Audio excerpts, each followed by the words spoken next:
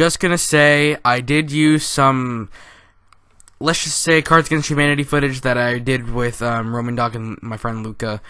So this is gonna be voiced over the top 5. So hopefully you audience did enjoy, and you know, just follow the rules.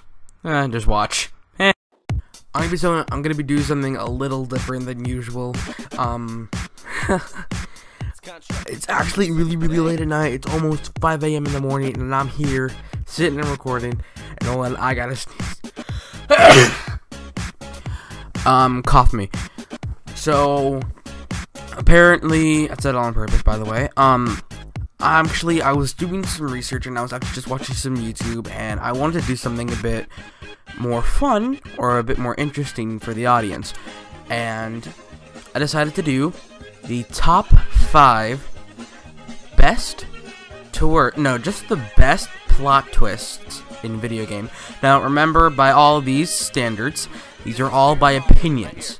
Now I don't know if I'll have some game clips to understand this, seeing how I don't have one of the games and the other one I have to record on my Xbox, and we all know how that goes, as you can see from the Valley of the Yetis Far Cry 4 video that went on my channel. Anyways, I'm actually going to start off at number 5. It's actually going to go from the least interesting to the most interesting in these 5 games. I'd have to say number 5 for the most thing. I would have to say Heavy Rain. Heavy Rain, I do not own the game. I don't know how it goes. I watched a bit of episodes about it. Don't understand it. It is like Beyond Two Souls, which I loved amazingly. I watched my friend play. I played it too. It was a very amazing game. Apparently, Heavy Rain is literally just like that. And apparently, the plot twist is that you're playing as a bunch of characters working on a kidnapped son, which is kidnapped by a serial killer. And the serial killer's identity is actually one of the people working on the case. And yet again, it's just like one of your average cop movies where, like, surprise, I'm the murderer. Oh no, I'm gonna tell you a story, and we're gonna wait how long till the cops come here, and let's see how long my story lasts until that happens. But seeing how I haven't played Heavy Rain, I think the only part that I remember about it was a glitch that you could do where you could only yell Jason at the end. Like, Jason! I don't remember much. Anyways, I'm gonna go back on track to number 4. This is actually really surprising to me. This is actually Mortal Kombat 9 and Mortal Kombat 10.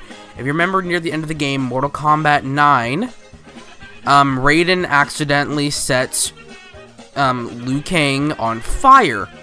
Now he's the god of thunder, I think. Lightning. What am I saying? No. Yeah, I'm just confused. Thunder or lightning, something like that. It's both. Fine, he's a super thunderstorm Saiyan thingy. And apparently, Liu Kang had his flaming fist out, ready to kill him, and he sets him with electricity, and it accidentally causes him to set on fire. Now, he dies right in front of Raiden. Now, in Mortal Kombat 10, near the beginning scene, I think when it's almost to chapter 2, you can see him and Raiden fighting together, and apparently he's like the god of wind. It actually says Liu Kang. Now you're probably fighting against me there, but if you actually go on the game, or if you look up a video about it, you can actually see Liu Kang. It's an old version of Liu Kang. Now that was actually very surprising to me, since I am a big fan of the Mortal Kombat series. Anyways, let's go back on to the number 3 spot. The number 3 spot, I would have to say, would have to be Dishonored. Dishonored is a very fun game. I recommend anyone playing it. And apparently, you're basically the Empress's bodyguard, and you were away for a couple months trying to do some research on the cure. You come back, and you give her the note, and some assassins come and assassinate her while you try and fight them off. You succeed, but the Empress dies. Some people come in, they think it's you. They keep you, torture you, they tell you about the plan that they had all along to keep you killed and arrested. Now, it didn't go so well after the Empress's daughter got kidnapped, and that's his final request.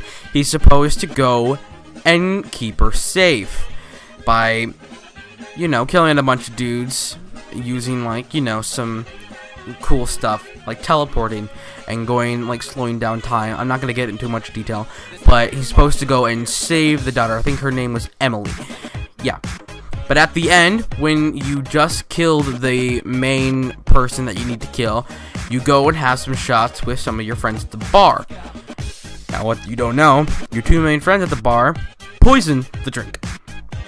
Now, this is actually very surprising to me because you get so into Dishonored, what you play. You can't stop playing it. I remember I actually played it when I was really sick. And, man, it was just really fun. Anyways, let's go to the number 2 spot. It has to be Portal 2. Portal 2 is obviously a science game that you have to go around using portals, and obviously, I guess what you might call a nerd. I really love games that mess around with the impossible or messing around with time and space continuum or something like that. I really love that. Now, apparently, you wake up to find a core named Wheatley, or the Quartzy Ball. So basically, he kind of controls part of the facility while GLaDOS is dead. I was actually doing some research, so this kind of spoils it, Portal 2 for me and also you guys, but I'm still gonna go through it. I haven't seen the complete ending. I didn't want to spoil that part. I just know that okay, so basically, you have the chance to bring him onto a podium, press a button, and he takes control of the entire facility and turns evil. He turns against you. Now, that was really surprising to me when I actually found out, and, like, again, you can spoil anything for me, I really don't care.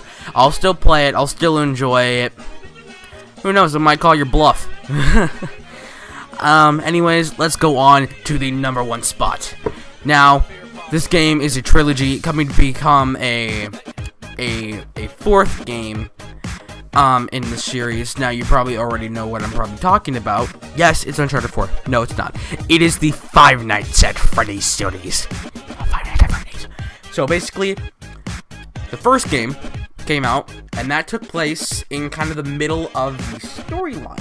The second game came out, apparently that was supposed to be the first in the storyline. That's supposed to be the first game in the storyline.